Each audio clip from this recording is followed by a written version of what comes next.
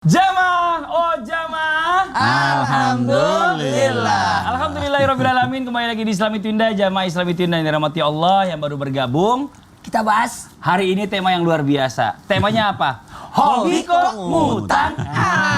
Tunggu dulu. Bukan berarti kita menyinggung yang berutang. Betul. Tapi mencari solusi yang terbaik supaya utang itu selesai. Iya. Karena utang itu dibawa mati. Betul, dan terakhir nanti di akhir acara itu ada zikir-zikir bagaimana caranya untuk memudahkan kita bayar utang. Jadi jangan kemana-mana. Ikutin terus tayangan kita karena ini akan memberi solusi, bukan mengancam-mengancam. Dan bagaimana nih? Kalau utang saudara? Iya. Gimana? Enggak ada. Padahal itu harusnya baik-baik lah. Iya, kenapa? Bahagiakanlah keluarga, Iya, saudara. amin. Ya. Amin. Jangan pelit lah sama Enggak, saya nggak keluarga. pelit Ustaz. Tapi kalau misalnya namanya saudara, ini kan secara aturan Islam. Ya. Ya, Bib, izin nih, Bib, Ya. nih. Kalau seandainya ada saudara yang ngutang, apakah kalau saudara yang ngutang itu perlu hitam di atas putih juga? Atau kita ya udahlah karena saudara, Sudahlah, saudara. biarin aja lah ya.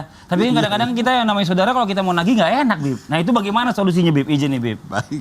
Dikasih hitam Masya putih, oh saudara aja pakai hitam putih gitu lagi. Allah. Izin Ustaz Maulana. Ya, Izin Bib. Ustaz Syam, Mas Fadli.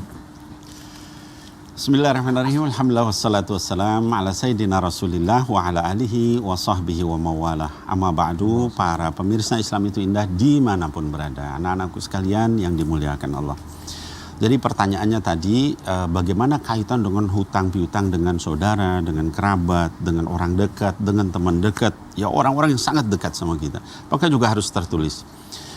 Jadi kaitan tulis menulis dan saksi dalam hutang itu disebutkan di surah Al-Baqarah 282. Ya Allah Subhanahu wa taala menyebutkan di situ, ya ayyuhalladzina amanu idza tadayantum bidainin ila ajalin musamma faktubuh. Ya, ayat itu anak-anakku sekalian adalah ayat terpanjang di dalam Al-Qur'an. Jadi kalau kita lihat di dalam Quran, ayat terpanjang bukan soal sholat, bukan soal zakat, bukan soal puasa, tapi soal hutang piutang. Artinya apa?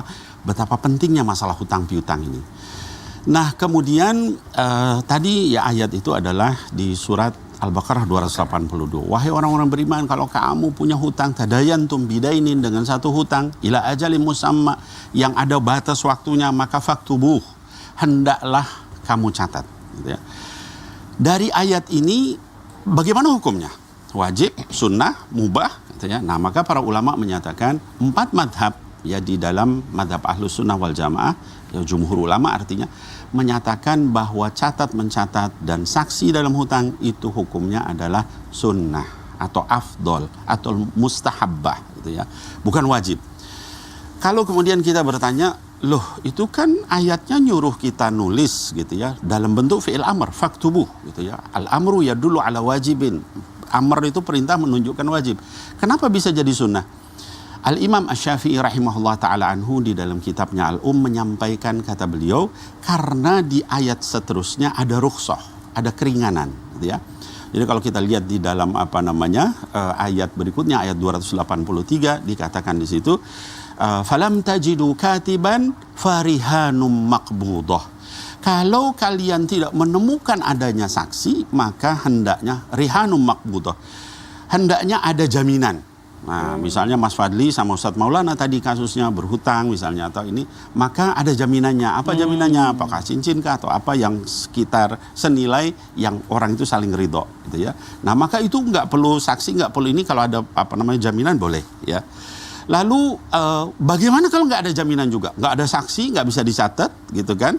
Lalu kemudian nggak ada jaminan juga. Kata Al-Imam Syafi'i rahimahullah ta'ala anhu, di ayat 283 itu dikatakan di situ, wal yu'addil ladzi tumina amanatahu wal yattaqillah rabbah. Jadi, dan hendaklah kalau misalnya kalian nggak ada yang nyatet, nggak ada juga sanksi, nggak ada juga jaminan, maka boleh tetap hutang piutang itu sepanjang diketahui orang yang berhutang maupun yang beri piutang itu adalah amanah. Nah, jadi kalau amanah tanpa saksi, tanpa itu boleh.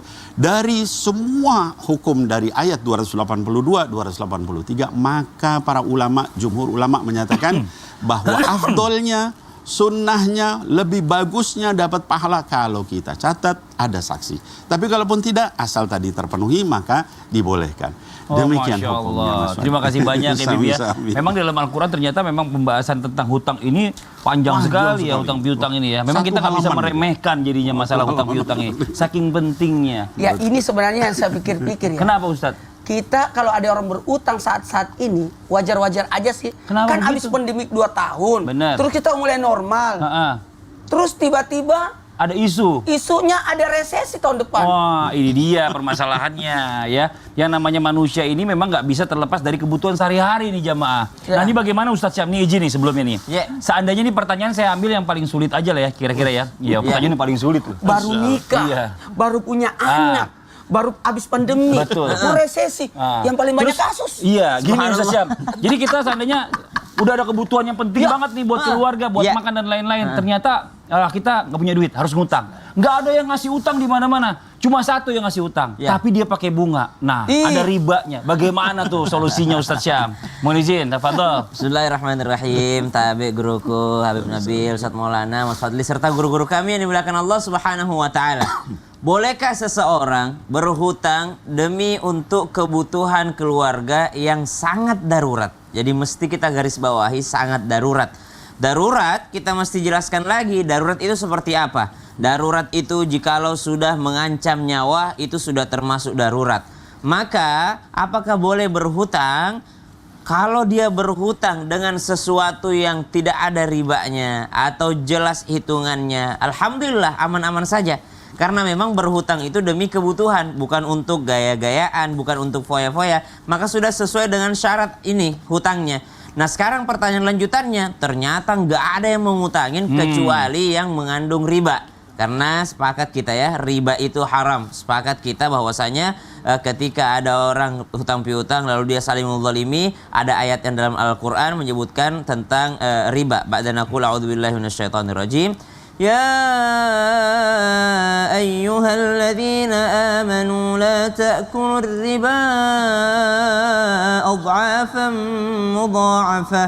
Memang kita dilarang la ta'kulur riba. Jangan pernah memakan riba. Jadi kita sepakat daripada haram hukumnya mengkonsumsi sesuatu yang didapatkan daripada riba tadi. Jadi subhanallah, kalau dalam keadaan darurat jangankan mengandung riba, mohon maaf, daging yang dilarang dalam agama pun itu ketika darurat boleh dimakan. Misal ada orang yang terjebak di suatu daerah, ternyata makanan di situ haram semua dalam agama Islam. Tidak boleh dalam agama Islam seorang muslim mengkonsumsi daging tersebut. Namun ternyata tidak ada yang lainnya. Hingga akhirnya sudah mengancam nyawanya. Maka dia boleh untuk mengkonsumsinya hanya untuk sekedar menyambung nyawanya agar dia tidak meninggal dunia. Nah pertanyaannya tadi memang dalam keadaan sangat darurat. Kalau dia tidak ambil bantuan ini, maka subhanallah bisa dirinya, keluarganya terancam semua. Maka dia boleh mengambilnya hanya untuk sekedar menyambung daripada nyawanya tadi, menyambung daripada hidupnya, bukan untuk menambah mumpung di sana ada tuh yang ngasih hutang, nggak apa-apalah ada ribanya sedikit. Riba ya kita sebutkan riba, bukan bunga, karena ulama sepakat riba haram, tapi bunga tidak semua ulama mengatakan bunga itu adalah riba. Maka subhanallah kita mengatakan oh ada ribanya, ada ribanya. Kita sepakat riba mengatakan oh ada ribanya, semua orang tahu itu adalah riba. Maka subhanallah dia boleh mengambilnya hanya untuk sekedar menyambung hidupnya karena sudah dalam keadaan darurat, artinya sudah dalam keadaan terancam nyawanya. Tapi kalau untuk foya-foya, maka haram hukumnya mengambil hutang tersebut. Karena pada dasarnya Nabi Shallallahu Alaihi Wasallam pun pernah berhutang, sahabat pun pernah berhutang. Bahkan kenapa ayat ini panjang turun, panjang lebar turun kepada umat Nabi besar Muhammad SAW.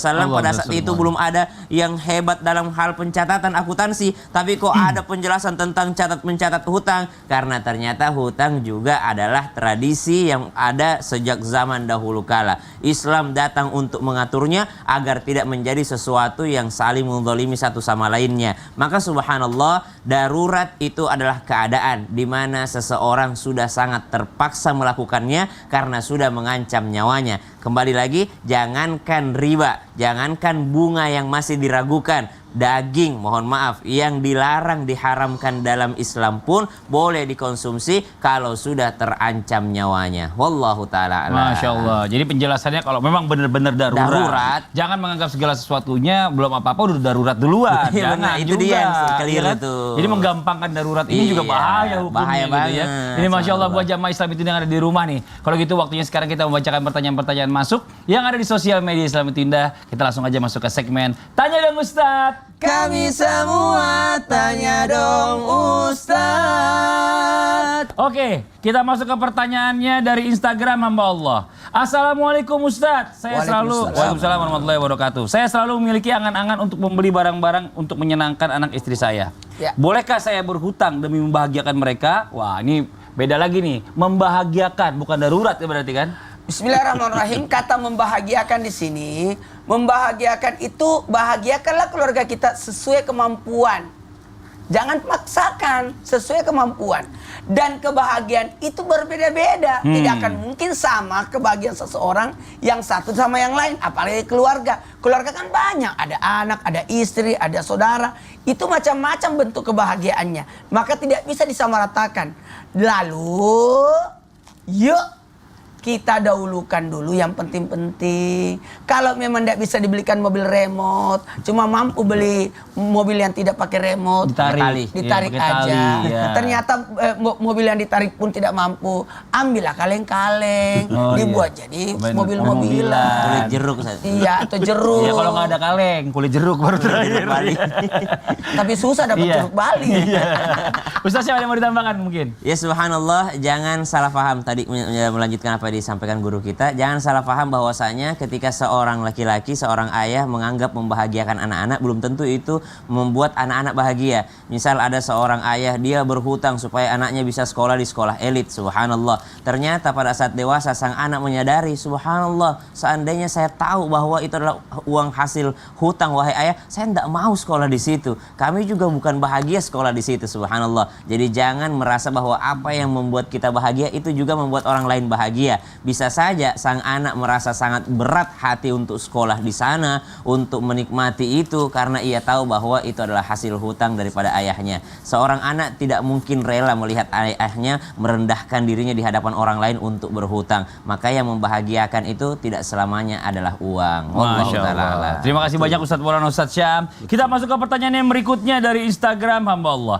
Assalamualaikum Ustadz. Waalaikumsalam warahmatullahi wabarakatuh. Saya mohon solusinya banget nih katanya. Gimana jalan keluar karena tidak pernah mempunyai tabungan dan uang habis untuk membayar hutang.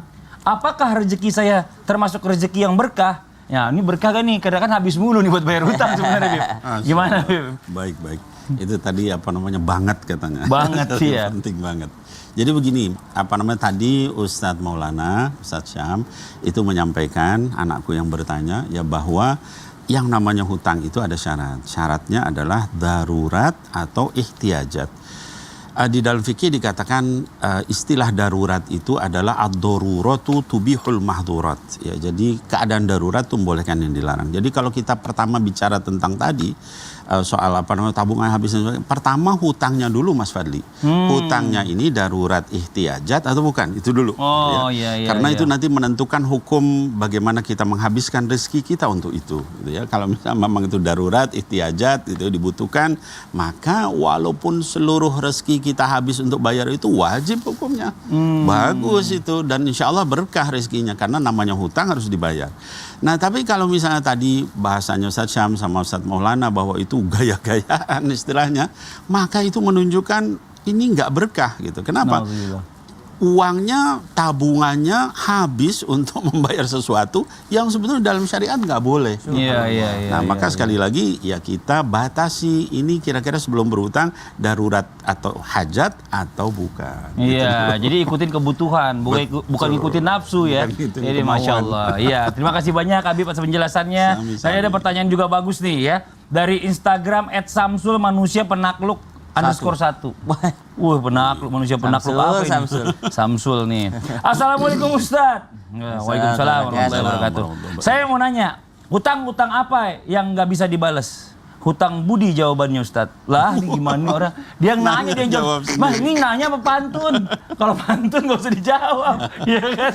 Aduh luar biasa. Bercanda. Ya, Gini aja. Kita akan cari pertanyaan jamaah yang bisa kita jawab. Oh, benar. Karena dia bertanya, dia jawab sendiri. Iya, jadi nggak perlu dijawab.